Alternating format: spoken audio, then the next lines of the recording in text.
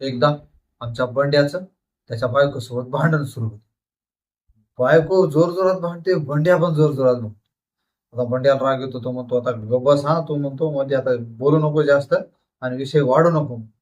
बायको म्हणते तुम्ही पण बोलायचं नाही, एक शब्द बोलू नका आता, नाही तर तुमच्या खानदानाचा इतिहास काढते बघा.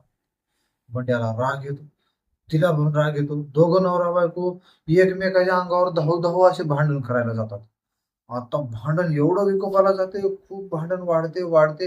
आणि बायको म्हणते आता मला सहन होत नाही, आता एक क्षणभरी मी ह्या घरात राहत नाही, मी आता निघूनच जाते ह्या घरातून, राहतून तुम्ही एकटं म्हणते.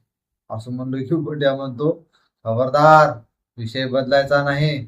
आपल्या दोघांचं भांडण सुरू आहे ना, भांडणाच्या मध्ये असा आनंदाचा विषय मध्येच काढायचा नाही.